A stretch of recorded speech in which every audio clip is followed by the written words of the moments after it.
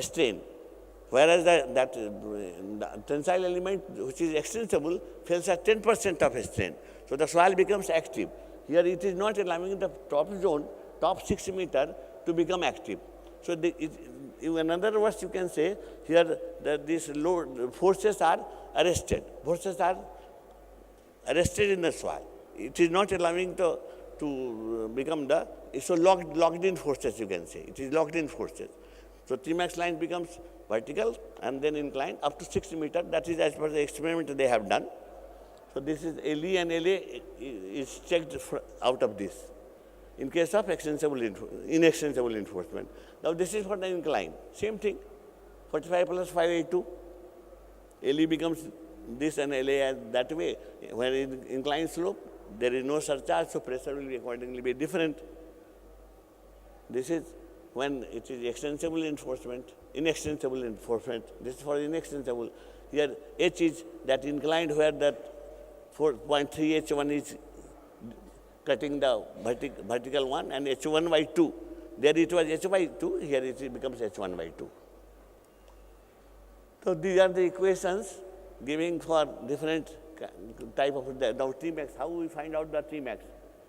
It will be rupture as Tmax, but you have to obtain the Tmax. So this is the equations for Tmax.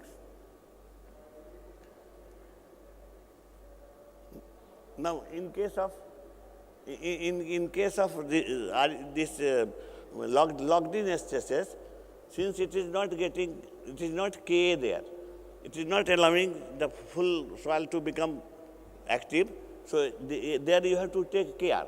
Forces are working in any case, but it is not allowing to become active.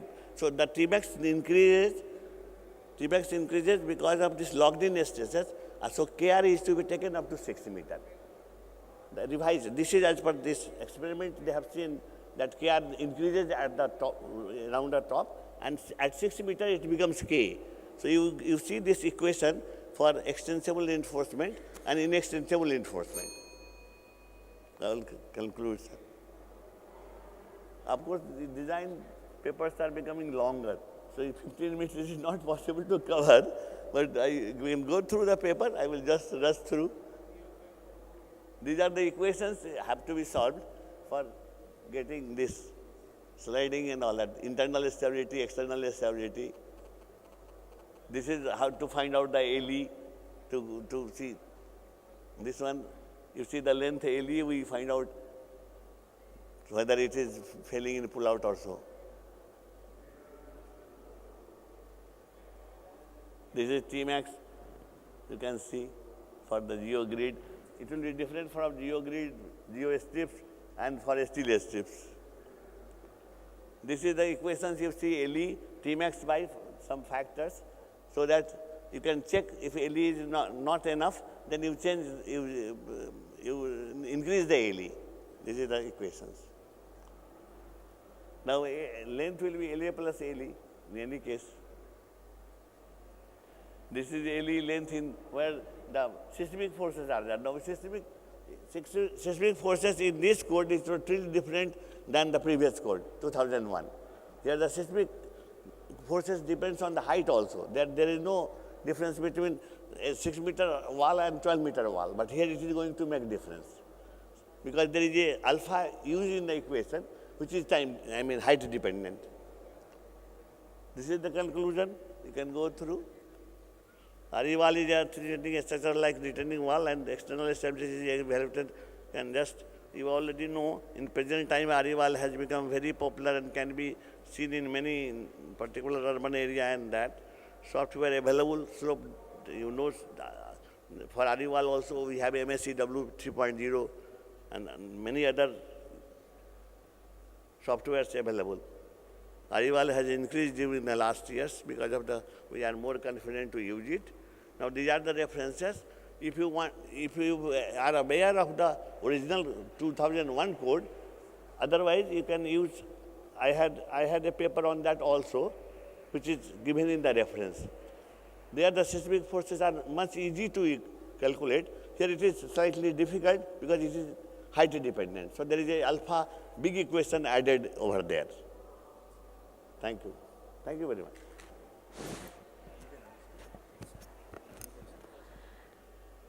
Now I request presentation on feasibility of RAP in rigid payment slab, a review by Shri S. Singh, Dr. G. D. Ramchand, RN, and Mrs. S. M. Abraham.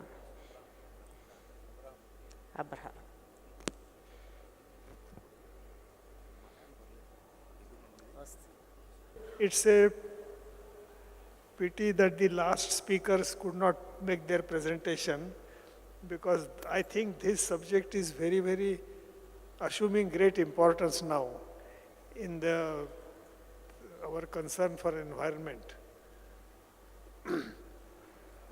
But since now there is no more speakers left, would you like to make something?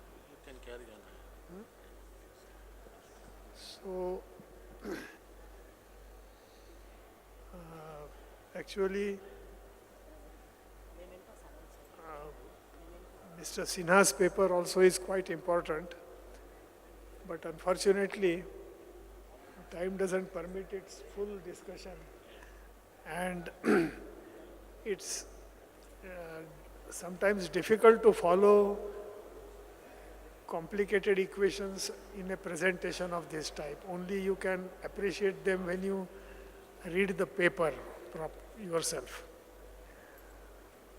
Since there are no more papers, I think we'll now come to the closure of the session, but I think the organizers have to present mementos to the speakers. So I request them to do so now. Paper on evaluation of geocell. Let me just tell the gathering that I am Bongirwar, convener of H9 Committee of Composite Payment Committee. We are keen to introduce payment design philosophy using geosynthetic material. In this respect, I am happy to tell that NHI also has given some funding for the sponsor research project, and this is being done under Professor Madhav. So our step would be to do some lab work. Various researchers have already done some lab work, to be followed by some trial stages, and then evolve the payment design philosophy, which can become the part of the code. H4 committee also has done some work.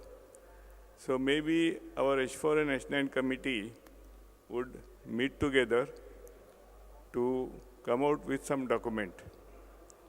I would like to say that some funds have been already given to us for the performance study for the sponsored project under the sponsored project scheme, and the manufacturers have agreed to us that for the trial stages they will give all the material free of cost. Therefore, I would like to urge all of you who are present that they can send us the proposal of the trial stage, and we'll coordinate their effort backed by lab study and other parameters. Thank you very much. I'm presenting on behalf of co-author, Dr. Purnima. Actually, she is coordinating session 1A. That's why she could not make it. So it's a work done by these two scientists in CRI. It's primarily demand estimation of non-motorized trips generated in Delhi. In urban transport planning process, we try to estimate only motorized trips, and in the whole process, sometimes the non-motorized trips are left out. Non-motorized trips include travel by walk, travel by bicycle, travel by rickshaws. But this particular study, they have concentrated only on related to the passenger transportation. Non-motorized trips do come into picture for freight transportation, but largely they have concentrated on passenger. This is the scenario of urbanization. We all understand with the smart city program, Government of India is spending something around 1 lakh crores of rupees for the smart cities, 100 smart cities. And in the process, the urbanization is going to grow in a very big way. For the year 2030, it's anticipated that 40% of the Indian population will be living in urban areas. So that stresses the needs for importance of adequate stress on urban transportation planning. Issues and challenges we are all familiar with the vehicular growth. With urbanization, the growth of motorized vehicles have been increasing in a very big way. In fact, this is a common picture for most of the cities, most of the mega cities, whether it's Delhi, Kolkata, Chennai, Bangalore, or Hyderabad, we can see. But the question comes, so much of dependence on motorized vehicles, is it going to be sustainable? Is it possible that you can keep on increasing your road infrastructure to accommodate these increased vehicles? The options are many. One is that a road-oriented thought process. The other options are public transport, movement by buses. Then the third option could be resulting towards bicycle and non-motorized modes of travel. Then the other thing is that, like in the process of urban transport planning, means for whom are you going to plan? Is it just for the people, those who are using motorized vehicle, or are you thinking about people, those who are walking, those who are using different non-motorized modes of transport? In fact, the National Urban Transport Policy of 2014, which is drafted, gives enough of emphasis on all these non-motorized modes of travel. That starts with walk, then bicycles, and also the cycle rickshaws. Of late, like we have the motorized portion of the cycle rickshaw, which is the e-rickshaw kind of thing. Now, if you look at, like this is a table which shows that with different city size, what is the share of walks. Like if you see that as the city size grows, you can see the share of walk starts dwindling. Smaller the city size, the share of walk is more. Like for cities less than 5 lakhs, walk has a share of some 57%. This table indicates the share of different, say, modes of transport. It means that with urbanization, with growth of cities, the share of walk modes is reducing, which is a matter of concern. So this is again, like it was a study done by CRI, which says that if you look at the access and egress trips, the non-motorized modes, they play a significant role. Like walk is 61% on the basis of, say, like the origin to metro. The second table, if you look, like access and egress trips, for total metro, the non-motorized trips has a share of 75%. For buses, non-motorized trips have a share of 87%.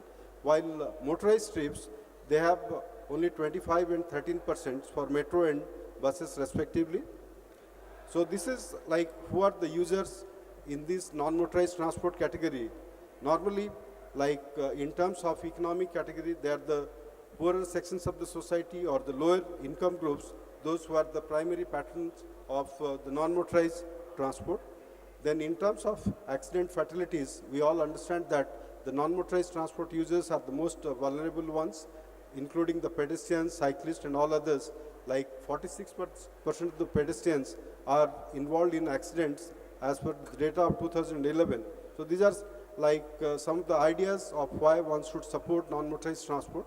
And in the entire infrastructure development process, in the name of smart city or in the name of, say, bringing in technology, sometimes the non-motorized transport planning is left out. That's one of the major emphasis. Okay. Like this is one particular diagram that indicates, means area of city versus population density, especially like when the area of the city is increasing, the density is going to reduce down. Nowadays, as part of urban transport process, transit-oriented development has been one of the important features of the smart cities, where the basic idea is to increase the intensity of land use around the metro stations. Already for Delhi, they have been taken up. In Mumbai, there are a couple of projects. L&T has created Seawoods project, which is basically a dense kind of development because that is going to support public transport. Means one example I'll give Bhubaneswar, which is a sprawling development, and because of the low rise and sprawling development, it is not possible to create a good public transport system. So denser development around public transport is going to support the creation of public transport system. This is one like particular figure where I will try to emphasize. It says as the city size increases, the percentage share of non-motorized trips decrease. For city size of 300 square kilometer, the share of non-motorized and motorized trip is 50-50. It's like equal. But the moment you cross the city size of 300 square kilometer, then the percentage share of non-motorized trips starts reducing. Then the thing comes is like estimation of non-motorized trips. As I said that in urban transport planning process, they are not estimated. How to do it? This is primarily a method of cross-classification technique where you carry out a household survey, segregate it into different categories. Like this is one particular study where for estimating non-motorized trips, the classification which was adopted was number of vehicles owning household, then bicycle owning household, motorized two-wheeler owning household, car owning household, then bicycle plus motorized two-wheeler owning household. Means these are the different categories. Then in each category, you try to understand trip generation rate. What is going to be the trip rate for walk trips, trip rate for bicycle trips, trip rate for cycle rickshaw.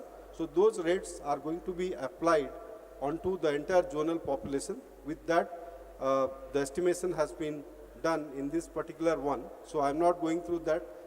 These details are available in the paper, but the only thing is that the end outcome is that after you do this, like this is one typical example where for different, say, household categories, what are the trip rates, we say with respect to walk trips, bicycle trips, and cycle rickshaw trips. And by simply with these trip rates, when you multiply the total household number, it gives you the total trips in different categories. So once you complete all the calculation, it is possible to estimate that you have 90 lakhs walk trip, then 11 lakhs bicycle trips, and 17 lakhs trips by cycle rickshaw. So if you look at the total motorized trips is 89 lakhs and non-motorized trips 117 lakhs. So the basic idea is that if we look at the NMT trips, they are quite substantial, but the infrastructure planning really does not meet with respect to the existence of these trips. So the concluding remarks is that the technique which has been developed here, the cross-classification technique for estimating non-motorized trips, can be an integrated part of urban transport planning process, and matching infrastructure for these three categories of trips, walk, bicycle, and cycle rickshaw, need to be worked out on the basis of the estimated trips. Thank you. And Ujjain, they are also identified as smart cities. They are telling frugal improvements, that they have started improving the intersections. The cities which are congested, they have removed encroachment. Like the smart city basic idea is that the moment you say that there should be a footpath, there should be a cycle track. Like during Commonwealth Games in 2010, there was arterial improvement around the games venues in Delhi. So they said that you have a minimum 2 meters of footpath and a 2.5 meters of cycle track. Means then that section is to be implemented in totality. So definitely it will engage, the activity will amount to removal of obstructions, removal of encroachment. Jabalpur I have seen they have started doing it. Ujjain it's being done. So smart city, it's not only like deployment of ICT, deployment of IT technology.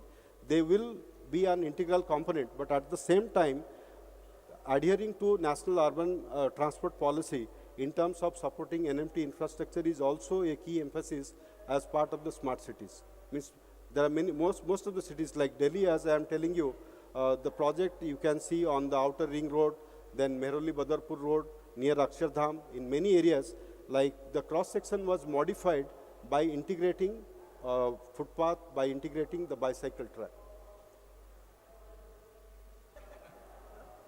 Good afternoon, one and all. This is Dr. Z.D. Ranchinchung, RN, currently working as Associate Professor in the Department of Civil Engineering, IIT Roorkee. Thank you, Chair and Co-Chair, for allowing me to take up this presentation. The topic which I'm going to share with you in this 10 minutes is the feasibility of RAB in rigid pavement slab.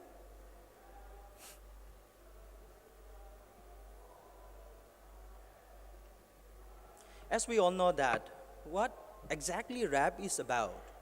So RAP, it is a term given to remove or reprocess pavement material. It comprises of its bitumen and the aggregates. And if we look at closely in terms of concrete mix, then we need to look at in the two different aspects, that is coarse aggregates and the fine aggregates. So from this composite, we have to separate out the coarse as well as the fine aggregate by sieving. So 4.75 mm sieve is the demarcated sieve sizes. The RAP can be obtained through milling process as well as through the demolition and crushing process. However, according to the IRC-SP 120-2015, it has suggested that milling of individual layer is considered to be the best method for obtaining better quality of RAP materials. Let us look at what are the advantages on usage of RAP we can achieve. Yes, it can be economical for the reason that because this RAP would facilitate on-the-spot use, and also as a result of which it would save the transportation costs, and at the same time the dumping pressure would considerably reduce, and also the less of use of natural aggregates would be achieved. Reason being, the RAP would be a better alternative for the natural aggregates if this particular RAP is able to beneficiate it properly. Here, when I talk the beneficiations, there can be many methods. It can be by employing reagents, chemical reagents, or by mechanical process. We can beneficiate the the RAP, what I'm talking about. I'll come to that later on. And also, usage of RAP would reduce the pollutions.